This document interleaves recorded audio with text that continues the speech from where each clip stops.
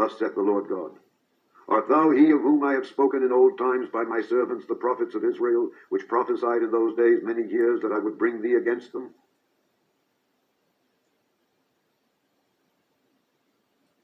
And it shall come to pass at the same time, when Gog shall come against the land of Israel, saith the Lord God, that my fury shall come up in my face. And keep the law in the last days. Ye who have done good shall wait for those days till an end is made of those who work evil, and an end of the might of the transgressors. And wait ye indeed till sin has passed away. For their name shall be blotted out of the book of life, and out of the holy books. And their seed shall be destroyed forever, and their spirit shall be slain. And they shall cry and make lamentation in a place that is a chaotic wilderness.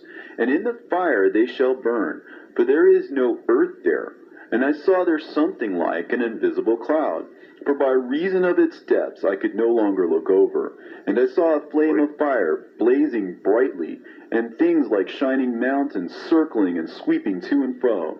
And I asked one of the holy angels who was with me, and said unto him, What is this shining thing? For it is not a heaven, but only the flame of a blazing fire, and the voice of weeping and crying and lamentation and strong pain.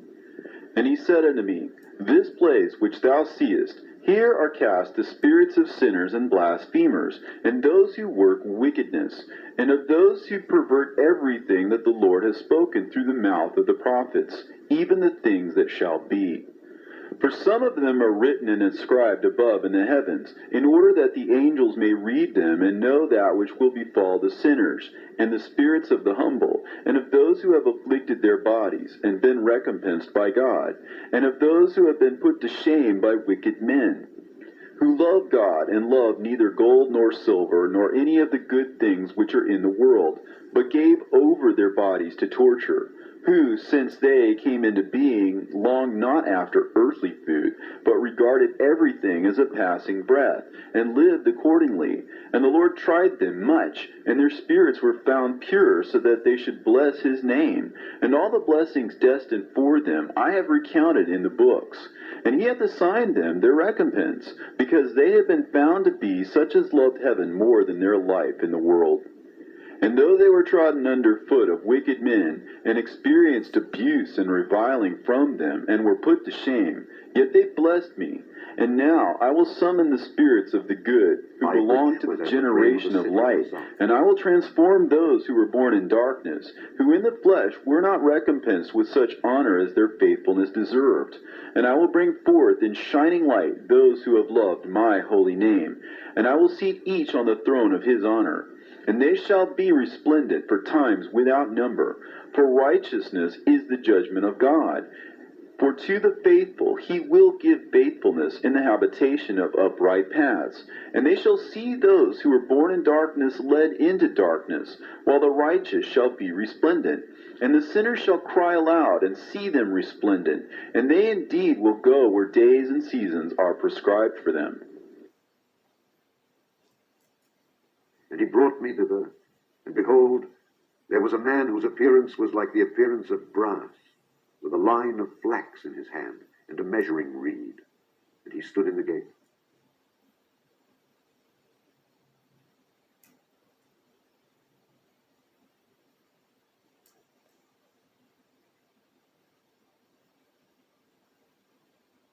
And he is not a prophet of the Most High God.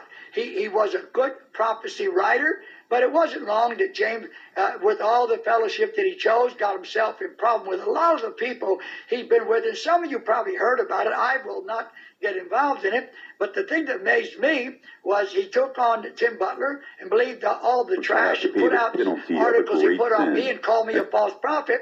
And the reason why he did it is because I emphatically deny do not receive his prophetic utterance that Boutros Ghali is the Antichrist. And I still hold to that today. And I don't mind telling you, if what James Lloyd says about Boutros Ghali being the Antichrist, and that he will be reinstated as the head of the UN, it's and he a is time then trap. again made head of the UN, Forgive us. then you will see that Mr. Lloyd's And if we're words of somehow prophecy are like true. angels However, that rebelled that against is you, like coming not very soon. One demonic way or the angels other, that rebelled, either Mr. but if we're some Boutros kind of Ghali at his angels that old flinched at age will have that to have rebellion, a resurgence of youthful vigor and a resurgence of his vitality, or he's going to die.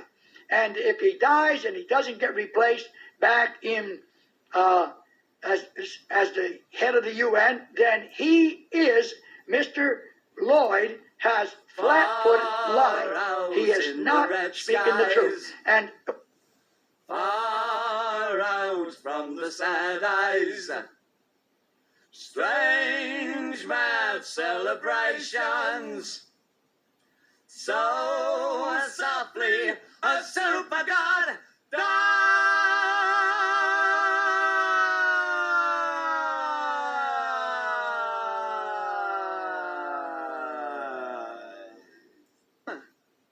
So softly, a super god cries.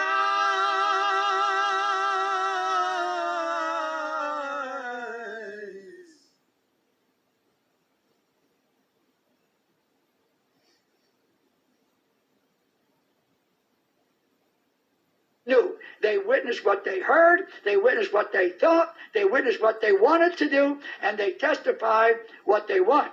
And but what amazed me yesterday was as I begin to see where now Mr. Butler has turned on James, and they've had a running battle back and forth. And I thought to myself, is Mr. Lloyd going to be honest enough now to recognize that the source of his information he got against me or he put out on me was a lie, and that he needs to apologize? And I will say this much to you. If Boutros Ghali is replaced as the head of the UN, and he starts to become strong in that position, I will have no problem acknowledging that I was wrong in my assessment, in my proclamation that Boutros Ghali is not the Antichrist.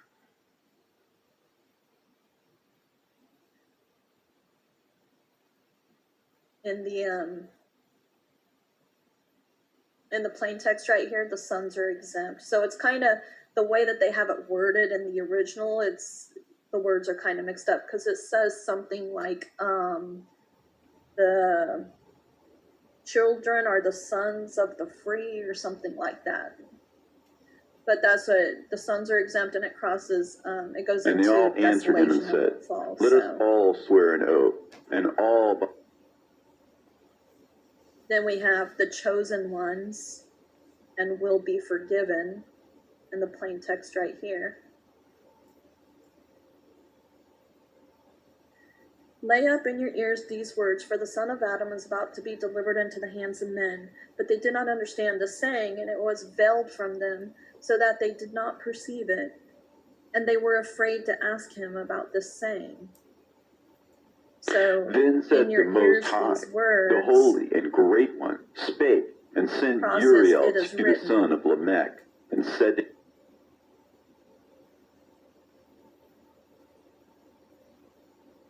and then we have a sign palindrome. A sign is Aleph, Tav, Aleph. So Aleph, Tav, Aleph is a palindrome of a sign. And then we have it go in the other direction, so it kind of makes an X, a sign of palindrome. So it kind of, the palindrome of a sign crosses the matrix in an X shape. Planet X. Where all were minds in unithought, powers weird by mystics taught, And no that's the pain, scripture no where it joy, was no found. power too great, colossal strength to grasp a fate. The sad-eyed mermen tossed in slumbers, nightmare dreams, no Well, a lot of mortal terms in mind that little could area. mold.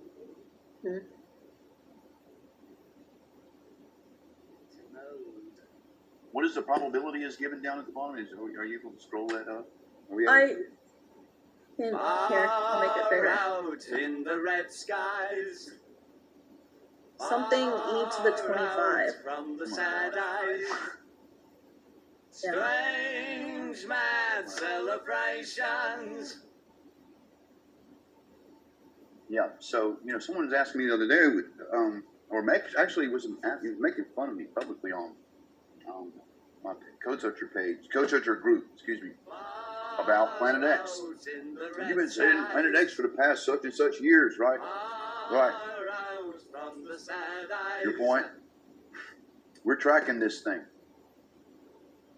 His argument was, I've been harping on Mark Taylor and all these guys about things that they've said was going to happen, didn't happen. So his comeback to me was, you've been talking about Planet X. Well, the Bible is pointing in that direction. This is not speculation. The Bible interprets it itself. We can see a direct connection, and the words are synonymous: Planet X, Nibiru, Wormwood. It's the same thing. And So you know, the one connection with thing, Apophis was, someone asked me, is it possible it's Wormwood? Well, it is probable. It is probable it's connected to that. Maybe it's in ancient time when it was thrown by the angel, right? The censer. Maybe this is part of that, right? Because it's like a blundershot blast. It's like a shotgun blast, because the way the Bible describes it. We see it several places in Revelation. This peppering of the earth with things that are falling like stars. But by the way, we're not talking about supernovas, because I have people that message me about how can stars fall from the sky? It would destroy the earth. We're not talking about supernovas. The Bible is describing, in an ancient term, very generally, stars. But we can talk. This could be meteorites. This could be a comet. This could be debris, right, raining down the way it looks like a flaming torch.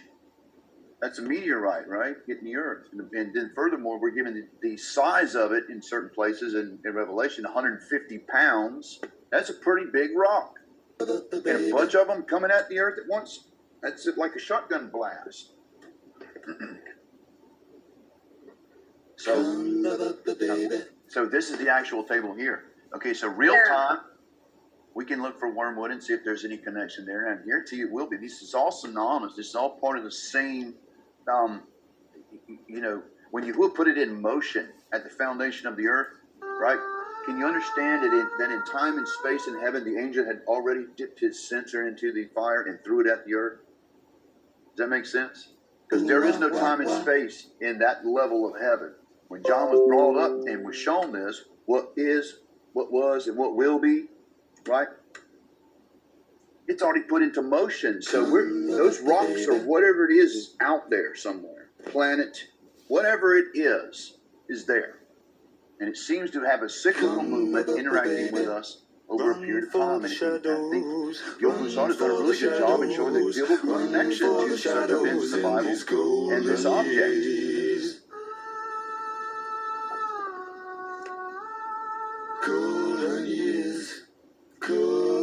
Furthermore, the word Nibiru now has credibility because of the Jews. All of the Jews that have see this in the book of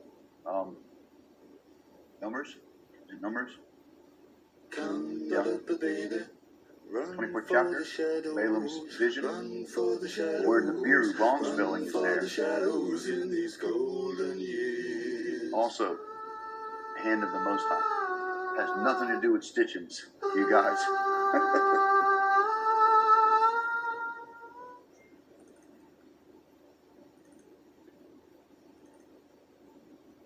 yeah, it's in there. I got to get Gil back on sometime soon and talk with him because he's got some new information out. So, you want to tell us what you got there? Look at that. That's amazing. Proximity. Ministry.org. Yeah, there's 14 results. Our email address. Just Naturally, which one to the brother. program chooses. Yeah.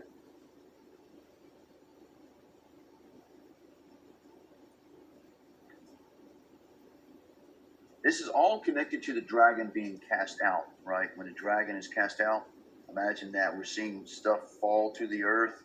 Barak, somebody brought this up today, the Barak, the lightning. I saw Satan His fall as head was lightning white Barak. like wool, and with him was another being whose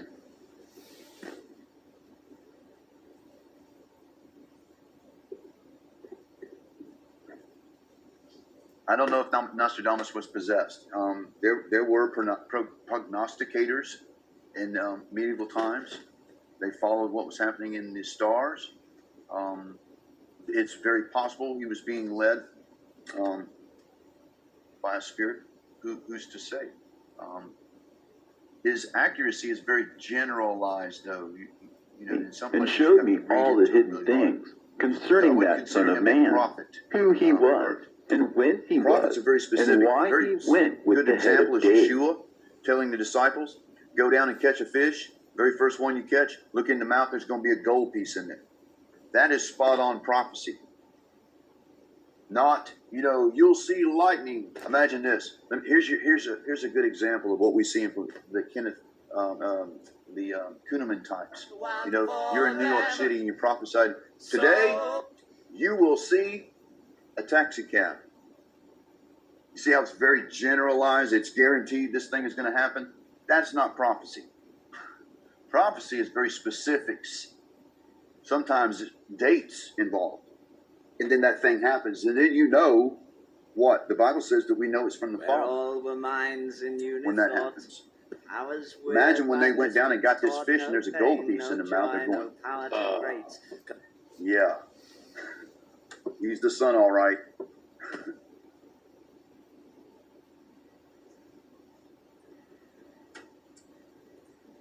Very tight area. What does he skip on this? On the chart or the word? Yeah, no, your table. What was your Solemn your perverse overall serenity, skill? wondrous beings, 18,990. That's not bad. It's, With 3 it's books. the first 3 gospels, yeah. Mm-hmm. It's still tight. We're 3 books.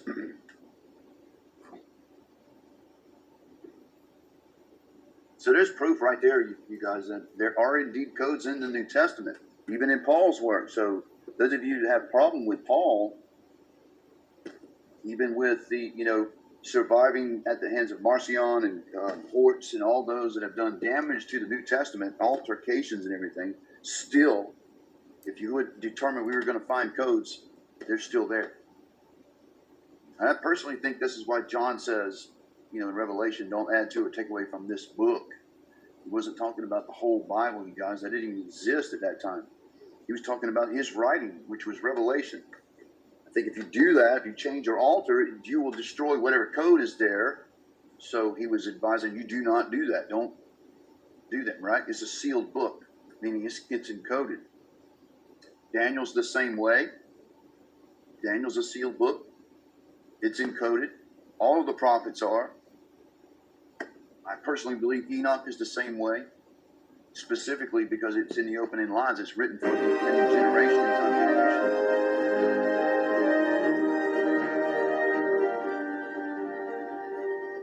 How about that? It's the Olivet Discourse. Is this in your table?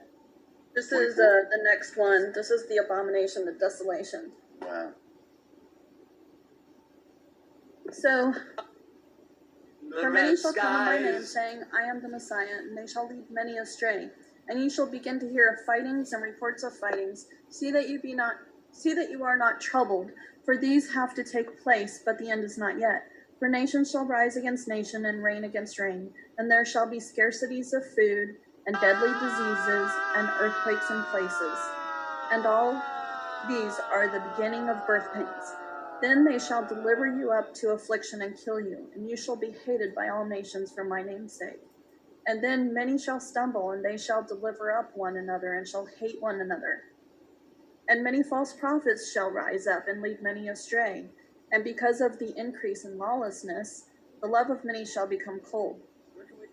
But he who shall have endured to the end shall be saved. And this good news of the reign shall be proclaimed in all the world as a witness to all the nations, and then the end shall come. So when you see the abomination that lays waste, which is also translated as the abomination of desolation, spoken of by Daniel the prophet, set up in the set apart place, he who reads, let him understand. Like So- now, man. There's a lot of different... That's a tell right there. He's telling you, he who reads, let him understand. Meaning, hey, there's something deeper being said here. Yeah. So this is everything we saw in the plain text in that verse. The abomination of desolation by Daniel and the false prophet. For then A lot of this is in Matthew 24. For then there shall be great distress, such as has not been since the beginning of the world until this time, no, nor ever shall be. And if those days were not shortened, no flesh would be saved. But for the sake of the chosen ones, those days shall be shortened. If anyone then says to you, look, here is the Messiah, or there, do not believe. For false messiahs and false prophets shall arise, and they shall show great signs and wonders, so as to lead astray, if possible, even the chosen ones. See, I have forewarned you. So great distress is also translated as the Great Tribulation. In Hebrew, it's Etzerah. You'll find this in the time of Jacob's distress. Jacob's trouble is the tribulation. Etzerah. Woe to you, scribes and Pharisees, hypocrites, because you build the tombs of the prophets and decorate the monuments of the righteous, and say, if we had lived in the days of our fathers, we would not have taken part with them in the blood of the prophets. Thus you bear witness against yourselves that you are the sons of those who did murder the prophets, and you fill up the measure of your fathers. Serpents, brood of adders, how would you escape the judgment of Gehenna? I had 99 tales of murder come life, and I'm running away from it all. We have judgment of Gehenna. I got a bet from every mirror in town, they're gonna claim me if I fall. So Bobby, sweetheart, brother, Ziggy gonna play. I'm just about the best you can get.